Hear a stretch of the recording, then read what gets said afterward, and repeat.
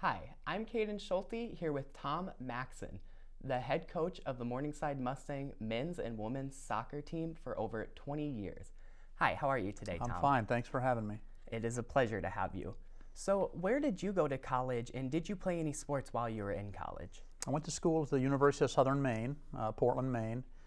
Did play soccer there. Was probably at that time my main reason for going to college. But yeah, played all the way through and graduated back in 1986.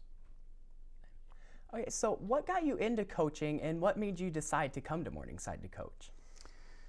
Well, coaching probably I fell into almost by accident, like a lot of former athletes. You just kind of hang around the sport long enough, or don't know what to do with your degree. Once you graduate, you get some opportunities from your old coaches, and you start in the network. You coach a little bit, and then you find out whether you like it or not. I ended up going to get my master's in sports administration, sports science. After coaching a couple of years, did a GA-ship, and just kind of kept coaching. And now I'm still trying to figure out whether this is what I'll do for my career or whether I'll switch into something more important at some point. Yeah. How long is that process?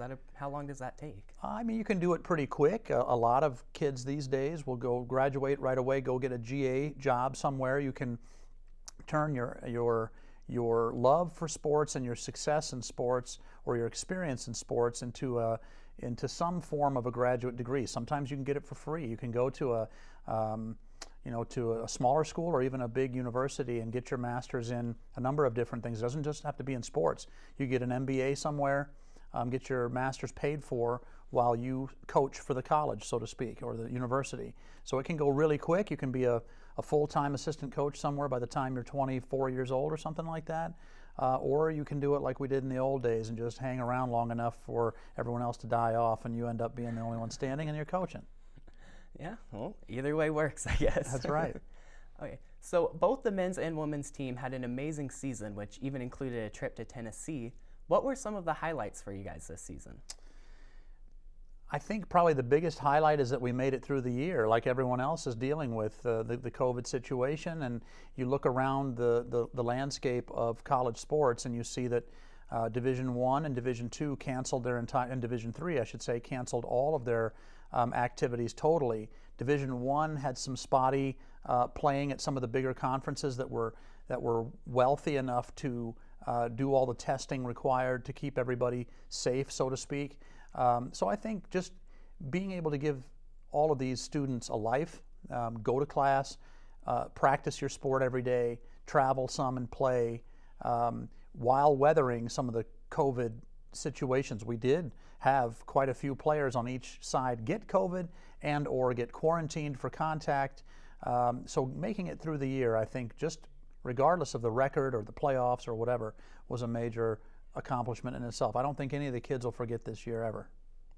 What were some of those kind of unforeseen hurdles that you had this year compared to last year because of COVID? Well, number one, we have a large number of international students in our program. Every one of them had to quarantine for 14 days when they got here. So our preseason, since we're a fall sport, and honestly the first 2-3 weeks of our season every year, the most busy, or the busiest and the most activity-filled weeks of our year, they were kind of put on hold as our international students were all in a quarantine hall together and had to kind of practice separate from the team. We had 2 groups going at the same time on both ends of the field, and we could wave to each other and that sort of thing. That was one. Another one was about 3 weeks into the season when we were about to go to Jamestown and had kind of a mini outbreak of COVID. We ended up having to cancel that trip. A quickly canceled trip turned into a month off of playing.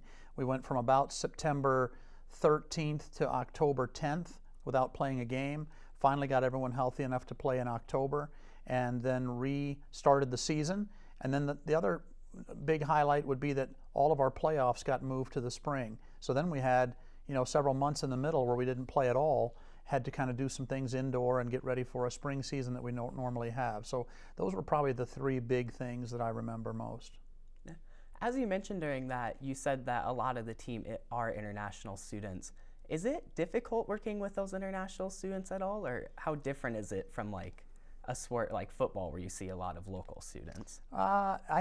In many ways, it's been a breath of fresh air for me. Like you said, I've been here over 20 years, but this culture of the international students that we have now, they're a different kind of student. Number one, they're very serious about their academics. They have a really high team GPA. We carry high team GPAs on both sides. Almost all of the faculty on campus are very enthusiastic about this group of students. Most of them have over 100 on the TOEFL, which is a very high score for an international student score on English. They're very good students. They're serious about being here. They have academic goals just as high as their athletic goals. So that's one area I don't have to worry about. And then the other is they come from countries where soccer is the main sport. So that's the other benefit I get, that these are very, very good players, just as serious about their playing and knowledgeable about their playing as they are their academics. So it's been a really great, great culture change for us in both programs. Yeah, that's really cool. I've always found that interesting about the program. Yeah. So who are some of the players this year that really stepped up and took a captain role, in your opinion, on both teams? Well, on both sides, we had a little bit of a different situation. On the women's side, we were a very much older team. We had 10 seniors this year, and so that's kind of an older group that is just starting to be infiltrated, so to speak, by the international group. We're younger in our international group on the women's side. We have a bigger international group in the freshman and sophomore ranks than we do in the junior and senior ranks. Whereas on the men's side, it's the other way around. We're very young overall, and overall we're much more international than we are on the women's side. So on the men's side, some of the older group that's been here for 3 years, the juniors, include a group of international students who all live together over in the Garretson house. That's kind of the leadership of the group. They're very close to each other. They're very single-minded about kind of what we're trying to accomplish here, and that's reflected itself in the last 3 national tournament trips, the last 2 GPAC championships. They're very together on what they want to do. Okan Gölge is one kid who stands out as being a leader vocally on the field, but he's supported by 4, 5, 6 others that are very instrumental. Toby Sadler is another kid who really does a lot of behind-the-scenes organizing and is a real leader in that respect. On the women's side, the older guard included both Alex Homan and Bailey Powers, who were kind of the 2 movers and shakers, so to speak. Morgan McLaughlin's another one. But then we added a couple of younger ones. Emily Rothaler is one that I think is a up-and-coming international student who really has kind of a more even keel to her about what we're trying to accomplish here, both academically and athletically.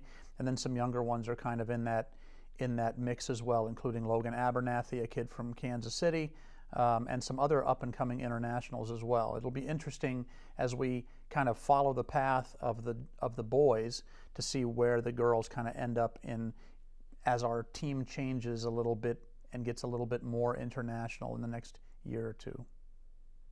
Okay. So now we're kind of entering the off-season of soccer. What are some of the off-season workouts, processes, and the recruitment process entail for the soccer team? Well, that's where the biggest change comes in, is that most of these students growing up are, especially the international ones, are more tethered to their clubs year-round. You take a short break over the Christmas holiday. You take maybe a 1, 2 or 3 week, maybe a month at the most break in the summer. They're about to go home for 3 months, and we need to kind of keep them focused on what our goals are for the fall. So a summer workout really is a big part of what they do in the summer. The difficulty there is that much of Europe is locked down right now, and so the Germans and the Danes and all these guys going and girls going back are going to deal with no fitness centers to go to, no clubs operating. No, you can go to a park and run, but even that's depending on which state you live in, could be shaky. So I think being away from the group and being focused on your own fitness is a big thing for this summer. But it's a dedicated group, and I think both groups understand the importance of fitness. Even as good as the Europeans are, they've not played soccer here much. And when they get here, they understand that because of our more open substitution rules, the game is played at a higher pace here. Everyone has to be more fit and more ready to go.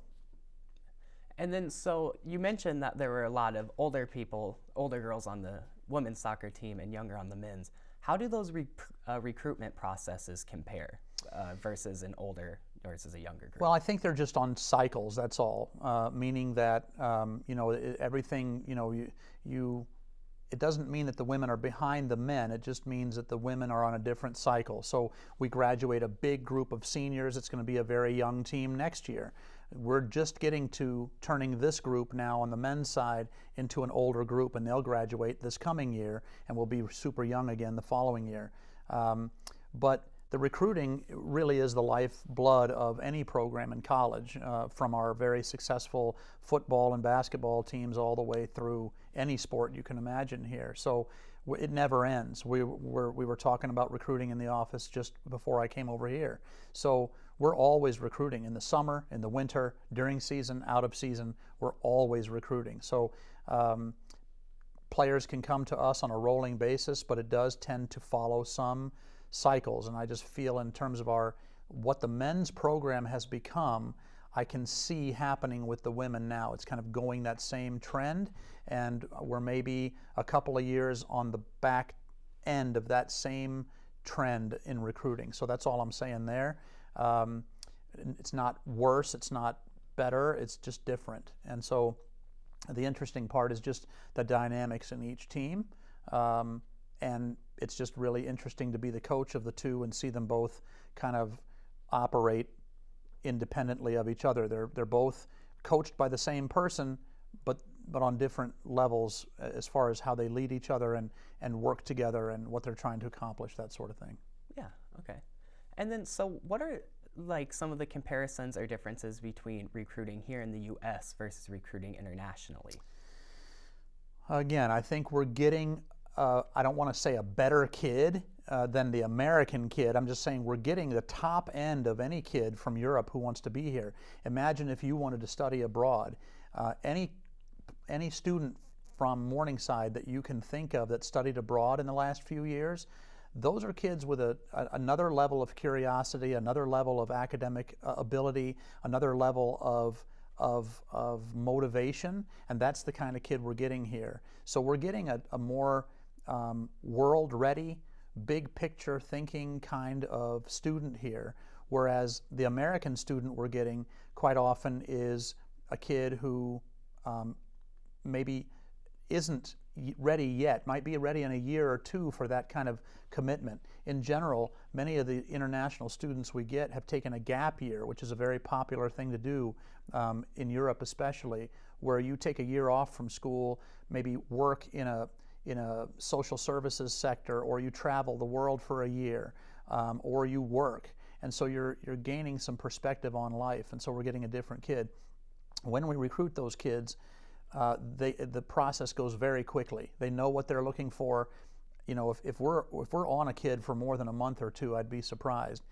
In the U.S., that could be a year-long process recruiting a kid, and you may know this from your own search in college. They get on you your junior year in high school, and they start telling you to look around, and then and you're shopping. You have a much broader range of schools you're looking at, more options between community college and big university, small college. These kids are looking for the soccer academic connection. They work through agencies. We talk with them once on Skype. We Skype with their parents. They talk to a kid on our team, and they come. Done. I like that description, more world ready. So a quick final question. What was your favorite part of this season? I just, in any season, I've been at it a long time. I've been at it over 20 here, but last fall was my 33rd season overall, and I just really enjoy watching these young adults navigate life, and coaching soccer has become that kind of a tool for me to help them, or use it as a tool for them to figure out what life is going to be like. So when you get a special year like this with COVID and a bunch of other things, just interesting to watch them deal. So I'm amazed by these kids every year, everything that comes along from winning and losing to COVID to their grades to going out into the real world. So this is a special year that I also won't forget for a long time. Okay, well, that's it. Thank you so much, Tom, for being here. My pleasure. I'm Caden Schulte. Thank you all for watching.